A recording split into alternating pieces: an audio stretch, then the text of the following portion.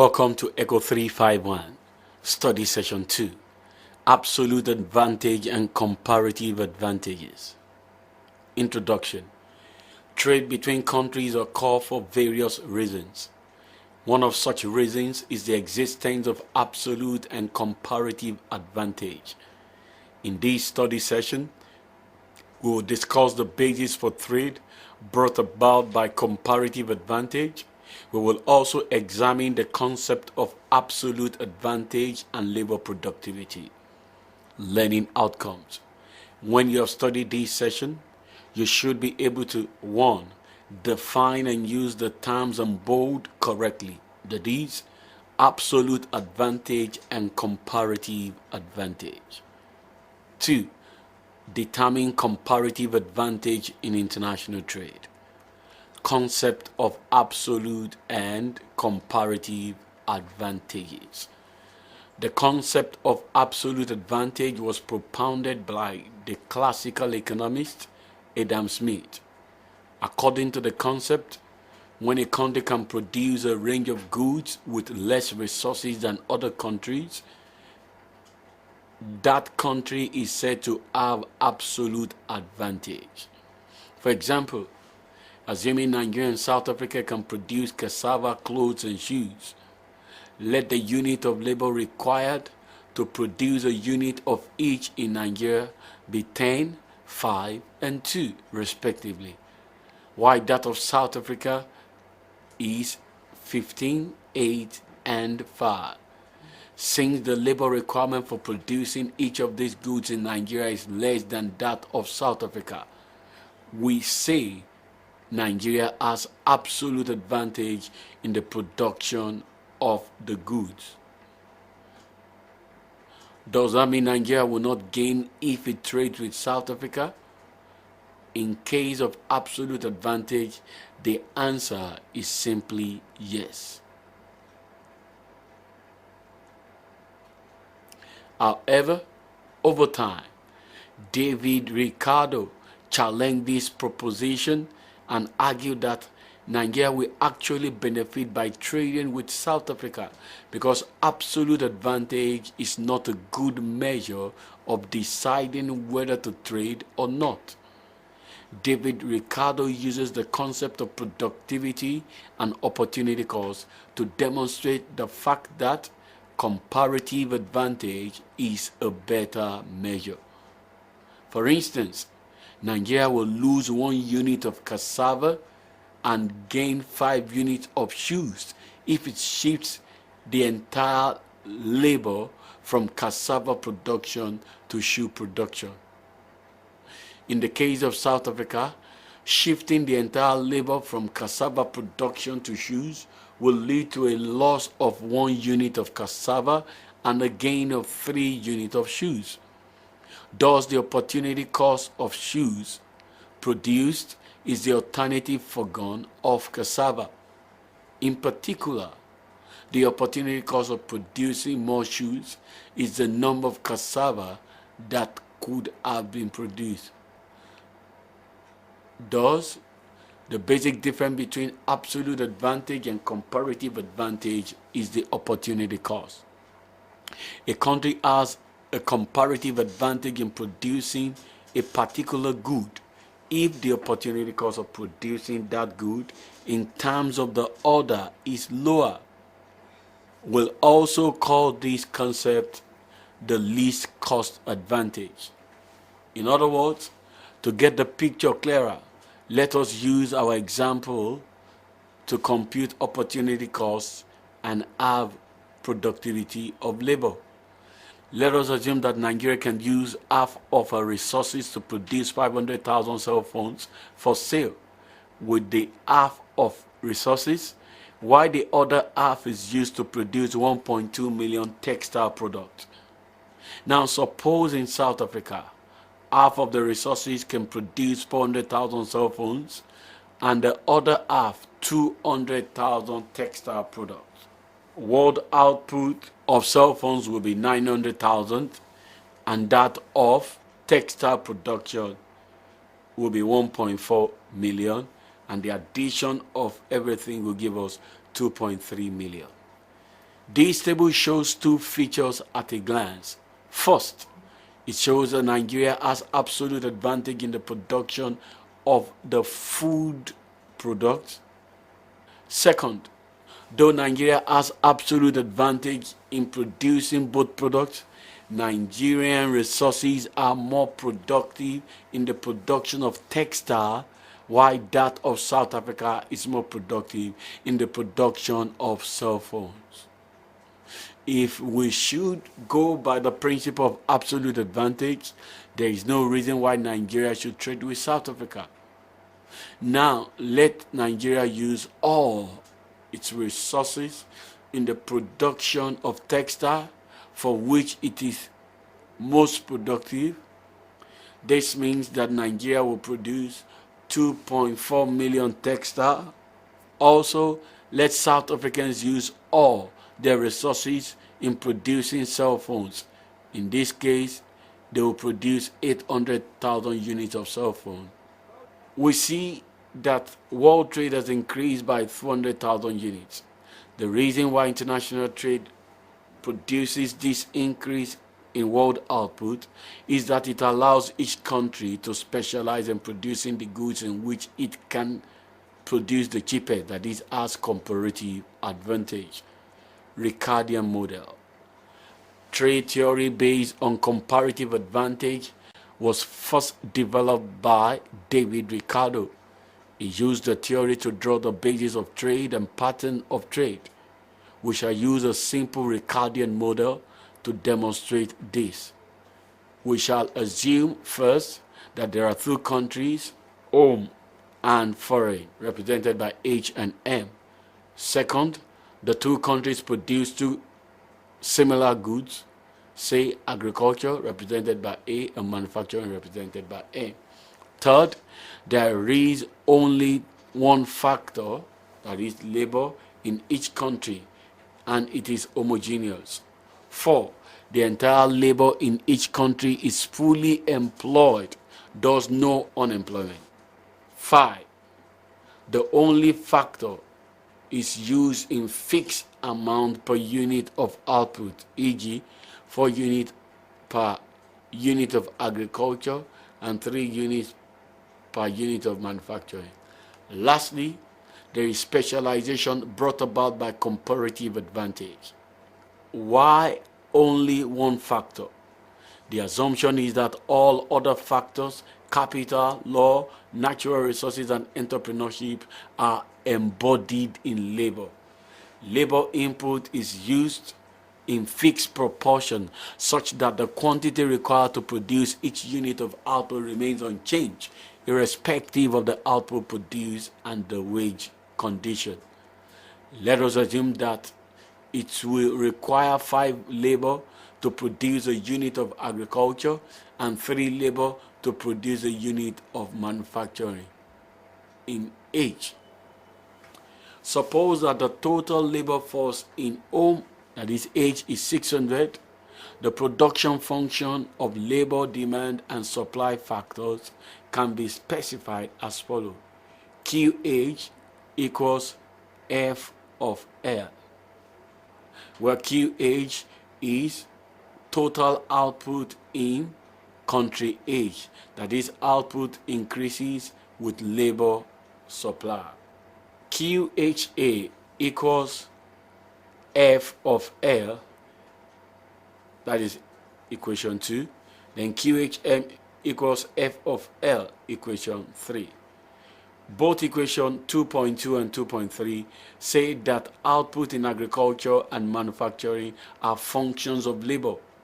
Plugging the information about labor requirement, we can establish the labor demand function for each section in the H country as follows. LHA equals 5QA.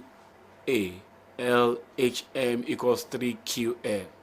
The total labor demand and hence labor supply is given by LH equals LHA plus LHM, which equals 5QA plus 3QL. Let LH be equal to 600. Thus, 600 equals 5QA plus 3QL. From this mathematical expression, we can compute the level of agricultural output or manufacturing output. To see how, let us assume for a moment that the economy intends to use all the workers in producing agriculture. Then from equation 2.4, QA will be equal to 120 units.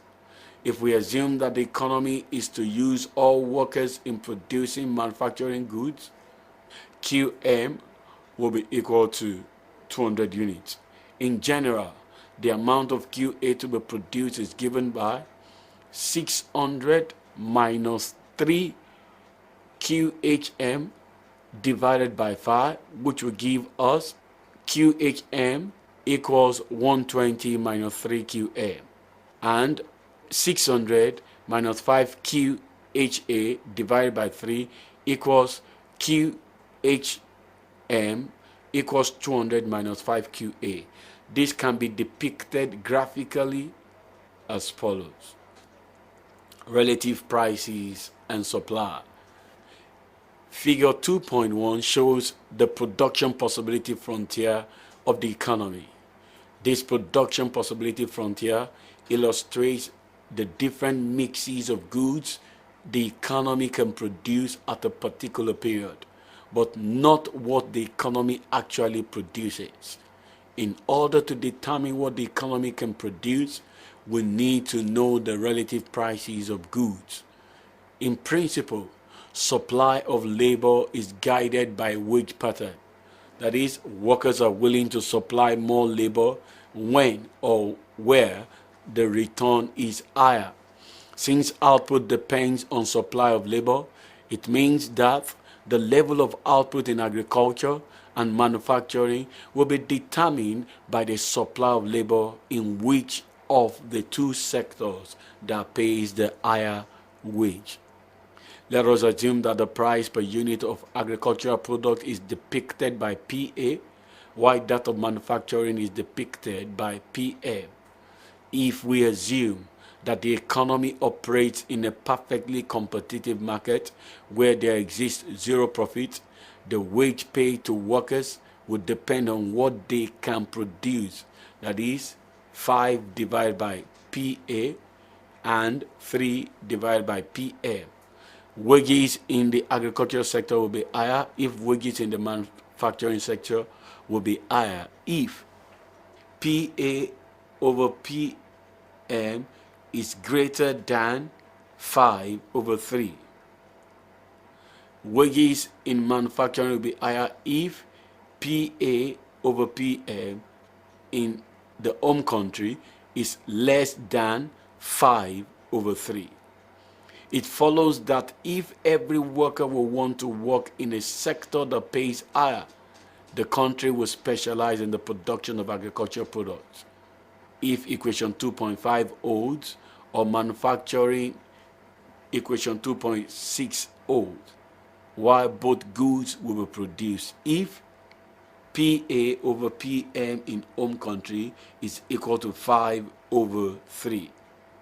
An inspection into 5 over 3 in equations 2.5 to 2.7 shows that it is the opportunity cost of producing agricultural products in terms of manufacturing products. Thus, the economy will specialize in the production of agricultural products if the relative price of agriculture is greater than the opportunity cost, while manufacturing product will be specialized on if it is less than the opportunity cost indicated in equation 2.7, which says that the economy will produce both goods if the relative prices is just equal to the opportunity cost. Ricardian model and trade. Let the production technology of foreign and the production be as follows. LFA equals 3QB and LFM equals 5QM. L equals 600. Therefore, 3QFA plus 5QM equals 600. The production possibility frontier will be QFM equals 600 minus 3 QA divided by 5. QFA equals 600 minus 5 QM divided by 3. By the same taking, wages in the agricultural sector will be higher if PA over PM of X is greater than 3 over 5, while wages in the manufacturing sector will be higher if PA over PM of X is less than 3 over 5. If equation 2.8 holds, workers will move to agricultural sector and foreign will specialize in the production of agricultural products. If equation 2.9 holds, foreign will specialize in manufacturing. Note that it takes 3 units of labor to produce 1 unit of manufacturing and 5 units to produce 1 unit of agriculture at home, while it takes 4 units of labor to produce a unit of manufacturing and 6 units of labor to produce 1 unit of agriculture in agriculture. Thus, manipulating equations 2.5 and 2.9, we have 3 over 5 less than 5 over 3, 3 over 5 less than 5 over 3. That is, the ratio of labor required to produce a unit of agriculture to that required to produce manufacturing is lower in foreign than in home. That is, foreign's relative productivity in agriculture is higher than home's. Recall that the ratio of unit labor requirement in the opportunity cost of agriculture in terms of manufacturing. Hence, it turns out that foreign has a comparative advantage in the production of agricultural products. Generally, if AHLA and A ohm represent the unit of labor required in home, and AFLA and AFLM represent the unit of labor required in foreign, then home and foreign relative price will be given by ALA over ALM for home and ALA over ALM for foreign. So the rule for specialization requires that if ALA divided by ALM in foreign is less than ALA divided by ALM in home, or ALA foreign over ALA home less than ALM foreign over ALM home, foreign should specialize in agriculture.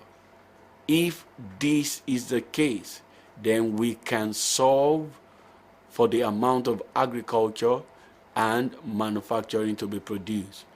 This is demonstrated graphically below.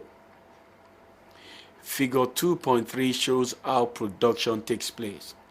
The two production possibilities were brought together. Home produces 200 units of manufacturing products but consumes 100 units and export the remaining 100. Foreign produces 200 units of agriculture but consumes 100 and export the remaining 100. Gains from trade. Before we establish the gains from trade, let us establish the demand condition for the two countries. This can be known through the pattern of expenditure. Let us assume consumers spend equal proportion of their income on these two goods, such that for home, 5QAH equals 3QMH, and foreign, 3QFA equals 5QFM. Thus, QHA equals 3 over 5 QMH and QMH equals 3 over 5 QAH. QFA equals 3 over 5 QFM FM, and QFM equals 3 over 5 QA. And so 600 equals 5 QHA plus 5 QHA, which is equal to 10 QHA. Therefore, QHA equals 600 over 10, which is equals to 60. The demand for home consumption agriculture is 60 units. What about demand for manufacturing? 600 is equal to 5, 3 over 5 QHM in bracket plus 3 QHM, which gives us 600 equals 6 QHM. Therefore, QHM equals 600 over 6, which is equal to 100. In foreign, QFA equals 100 units, QFM equals 600 units. That is, the domestic consumption of manufacturing and agriculture at home is 160 respectively. Since home can produce 200 units of manufacturing, it can export the remaining 100. In foreign, the consumption of agriculture and manufacturing are 160 respectively. Foreign can export the remaining 100 after deducting the amount required for domestic consumption. This is shown in figure 2.3 above. We can also show this clearly with the trade triangle shown below. If we assume that there is no wastage in each of the countries due to trade, we can demonstrate that when the two countries open up to trade, they both consume more than when they were in autarky. Before trade, the production and consumption in home and foreign were QHA equals 60, QFM equals 100, QHM equals 100, QFM equals 60 equals 160. After trade, home and foreign consumption becomes QHA equals 100, QFM equals 100, QHM equals 100, QFM equals 100. How do we calculate years from trade? Let us write our opportunity cost of the two countries below and after trade. That can be gotten from equation 2.7 and 2.10. The interpretation of the opportunity cost represented above is that before trade, it will cost 1.7 units of agriculture to produce 1 unit of manufacturing, whereas it will cost 0.6 units of manufacturing to produce 1 unit of agriculture. Thus, production of agriculture is costly in home. Conversely, it will cost 0.6 units of agriculture to produce a unit of manufacturing and 1.7 units of manufacturing to produce a unit of agriculture, indicating that it is costly to produce manufacturing in foreign. In other words, in foreign, before trade, 1.7 units of agriculture is given in exchange of 1 unit of manufacturing, while 0.6 unit of manufacturing is given in exchange for 1 unit of agriculture. The opposite is the case in foreign. After trade, 1 unit of manufacturing is given in exchange for 1 unit of agriculture in each country. Hence, home gains 40 more units of agriculture, while foreign has gained 40 more units of manufacturing. If we convert the extra 40 units of agriculture to manufacturing at home, we will have QA equals 5 over 3 multiplied by 60, which gives us 100. Hence, QA equals 100 plus 100, which equals 200. But if it uses all the labor to produce agriculture, when in autarky, it will produce 120, but when opened up to trade, the total output is 200. There is 60%, that is 200 minus 120 in bracket multiplied by 120 gain from consuming on own. For foreign, there is a gain of 40 units of manufacturing from trade. If we convert this to the production of agriculture and calculate the percentage gain, we show a 60% gain. What this implies is that trade allows countries to operate outside their autarky PPF. We can use this model to answer some questions relating to international differential in wages and exchange rates. The model shows that there is a strong link between labor payment in home and foreign. Not only that, opening up to trade influences relative output and hence factor prices. Recall that workers move to the sector that pays higher, and that after trade terms of trade or opportunity costs converge. How? Before trade, the opportunity cost and hence price of agriculture to relative to manufacturing was 1.9, while after trade it was 1, increasing that relative price reduction in home. In foreign, the price of agriculture relative to manufacturing was 0.6, but rose to 1 after trade.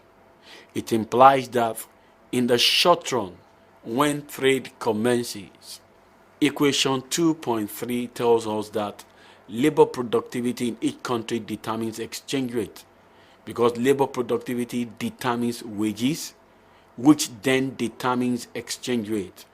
Thus, what we can learn from this model is that productivity of resources strongly affects exchange rate.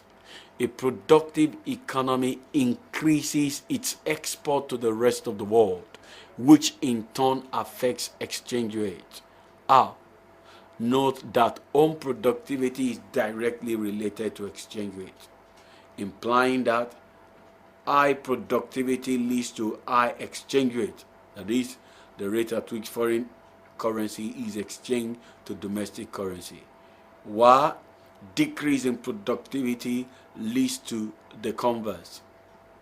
Thus, this model says that relative price, relative productivity, and relative wage can affect exchange rate. In the advanced class, you'll be informed that this does not hold in all cases. In fact, the case we have considered is when exchange rate is flexible. Summary.